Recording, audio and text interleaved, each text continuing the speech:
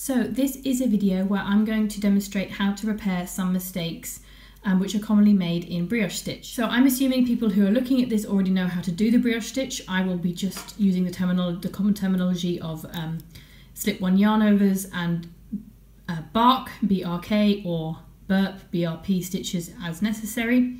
But a little bit of information which I feel I have to go into in order to be consistent in how I'm going to explain things is just to look a little bit at the architecture of brioche stitch. So let's go away from where I made the mistakes. You have normally a foreground colour, so this will be these knit columns here, for example, on this side, and a background colour, and that's the terminology that I'm going to use. So my foreground colour is this multicolour and the background colour is this denim colour. A brioche is reversible, so on the other side we have the background colour making the knit stitches, and you see these loops from the foreground colour which are in the pearl stitches here. So this is the terminology I'm going to use, and the architecture of a brioche stitch, when we're looking at it from the knit side, which is definitely the easiest way to look at it and think about it.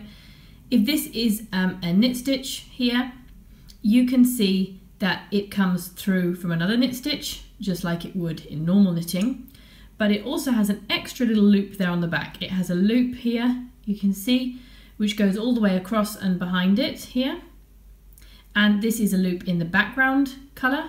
This is often called a shawl, because you have a normal sort of column of knit stitches with this added shawl of another strand of the yarn, which in two-colour brioche is a different colour, making it really easy to show.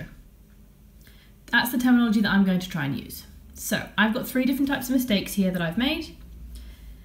These ones I've made on purpose. This is the mistake that I had, exactly like the mistake that I had made yesterday.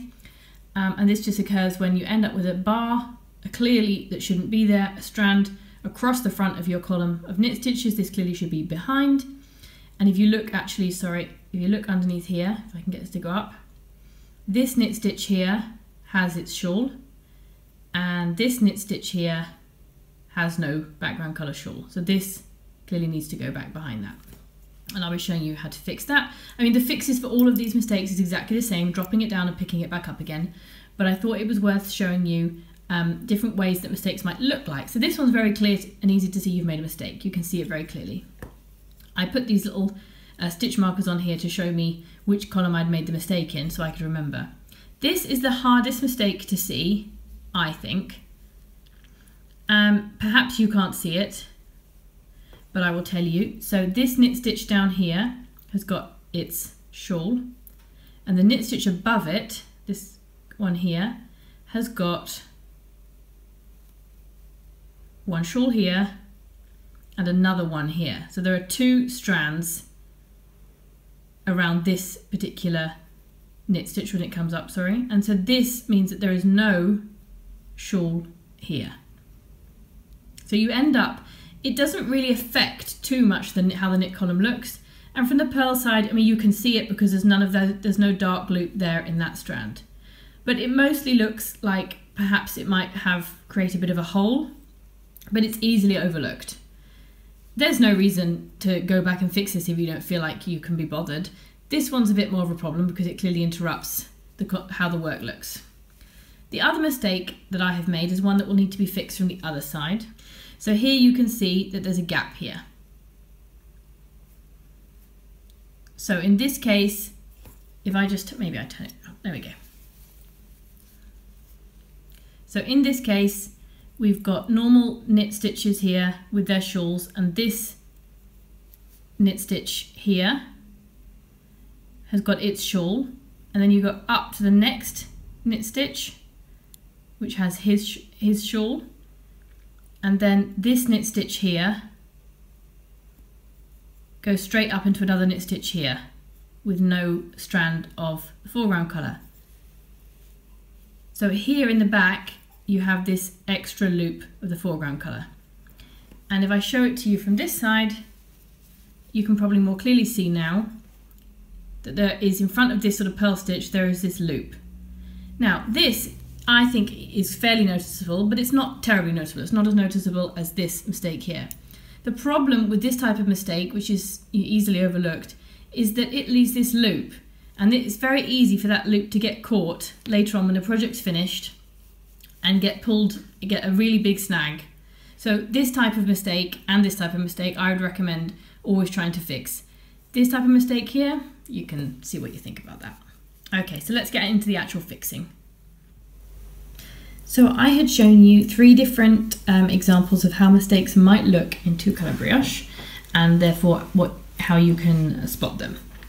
What I'm going to do now though is more going to treat it as though you dropped a stitch, but in the case of the examples I've shown you before, you would do this, you would drop your stitch down to the stitch below where the mistake was and then work your way back up. So this applies in all cases. What many people like to do obviously is to put a locking stitch marker in either stitch on the either side of the column we're going to drop. This is because it's a horrible mess to try and drop 2 columns, adjacent columns of stitches in brioche at the same time. It can be done, but you need to learn how to do this first to understand better the architecture. So I'm going to drop this. I'm not going to put stitch markers in there. I'm just going to pull my needles nicely out like this so that I'm not at a risk of dropping my stitches and their yarn overs on either side. Okay, so I'm dropping down to here, nice number of stitches to show you. Here I'm using a crochet hook, and what I'm going to do is just, the stitches kind of want to stay where they're supposed to be. And that's all well and good, and it can help you out. It can sometimes confuse you, and I'm going to make them all completely unraveled, all independent here, so that you can, in whichever case you might find yourself in, you'll be able to fix the mistake. So here we are with our 1 loop on the crochet hook. This is my foreground colour. Right now, unfortunately, my foreground colour looks a lot like my background colour, but bear with me because there'll be some more contrast as we get up here. What we have to do, we want this to obviously have the loop of the foreground colour behind it and its shawl. So we're not going to touch either of those. So we're going to keep our crochet hook above those, and we're going to go underneath the next background colour loop. The very important thing here, and this is the most common mistake in fixing mistakes, if that makes any sense, is now to go, okay, I've got this background loop that's going to be my shawl, I'm going to grab the next foreground colour. That's wrong. Then you will not end up with the twists that you should have. So if I just show you that, actually, maybe that will help you. We now look like we've got the right architecture that we need. We have our foreground colour stitch, it's got another knit stitch behind it, and it's got its background colour shawl. However, as I move up, if I do another one like that, we end up, I'm going to bring it a little closer, with these loops here, which go straight down. This loop and this loop are going to go straight down here. They're not going to be caught behind another background loop like they should be here. You see this strand here, this pink strand is going behind 2 background strands.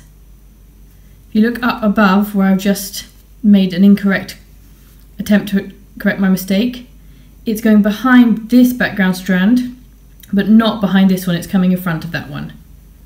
So we're comparing this bright pink strand here with this light pink strand here. Okay? So as soon as you start seeing stuff like that, you have to realize that you've made a mistake. Now, hopefully you don't get to that point. I'm going to show you how to do it correctly so that you won't make that mistake. And if you just remember these rules, you won't even have to think about that. But I just wanted to explain what happens if you do it wrong. Okay. We're going to go over these 2 loops here, which should stay here. We're going to go under this background strand. We're then going to go under the next background strand, and then we're going to take our foreground one and pull it under both of those and through our loop. We've fixed 1 stitch. I'm going to wait to show you how correct that looks once we get up to this light pink stitch, because then you'll be able to see it better and better contrast. Again, we've got our loop. We want these 2 loops, immediate loops here. So we're going to go over those. We're going to go under this background strand, under the next one above it, and then we're going to pull down next foreground strand underneath those two and through, like that. And now I can quickly show you that this pink strand is now correctly traveling behind these sort of two loops made of this background strand. So it's been caught correctly and we're getting the correct behavior. Okay, so just finish this off. I'm going to show you again a couple more times.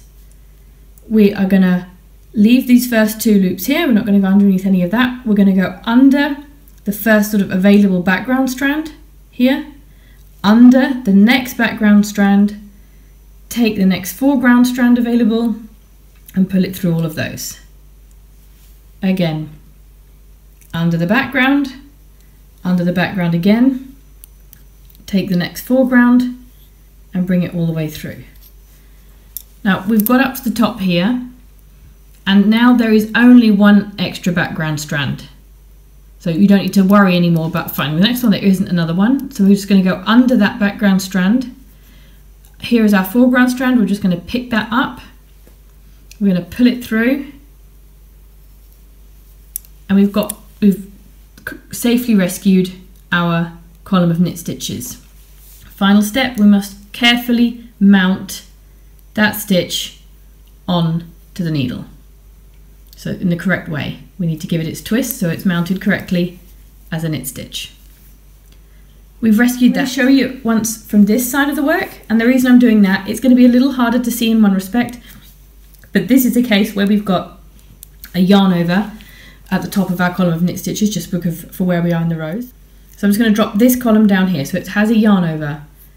So I'm going to drop that off, pull my needles through,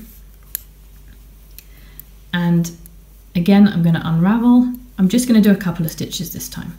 Okay. And in this case I'm not going to pull all the strands out to make them all perfectly parallel. In case that's not what you do, this is how the things look to you, and so you again get an idea of how to read what's going on and read your stitches.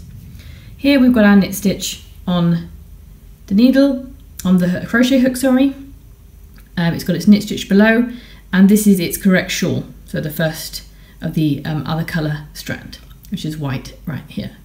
We're going to go under the next foreground colour strand and under again, and you can actually see that this was waiting for you, having come from underneath the strand, because it kind of saved its how it was before. So you can see it's already there, but you know, if in doubt, you just look really carefully, make sure you're going underneath that other strand, and we're definitely pulling this from underneath, and you can see it should be doing that so that it's crossing behind that strand, and we pull that through. Again, same behavior. We leave this first shawl of the other color, we like that to be there. We go underneath this one, underneath the next one, and we take our dark color here and we pull it through. Again, here we're going underneath this strand, underneath the other available strand, and we're gonna, excuse me, pull that through without splitting it. Now we're almost back to the top. What we need to do is rescue this, what will become the shawl of this stitch. At the moment it's the yarn over because it hasn't been worked yet. So we rescue that yarn over, and we come, and again we need to make sure we mount these correctly, which means giving them the little twist so that they're mounted correctly as knit stitches on the needle. One thing, I do not recommend that you try to drop a column when you're looking at the purl side. So if you find a mistake when you're on the purl side, sometimes, as I showed you, some errors are more visible on the purl side of a certain column than on the knit side. You find the mistake, you can mark it, but you correct it always from the right side, excuse me, from the side where you see that column of stitches as a column of knit stitches. I hope that that's useful to some people. I went into a lot of depth because I think that there are a lot of tutorials. There are plenty of tutorials out there. I haven't seen one that's wrong yet, but sometimes they don't stress exactly where you might go wrong and what the step that you have to make is. So happy brioche knitting. Bye.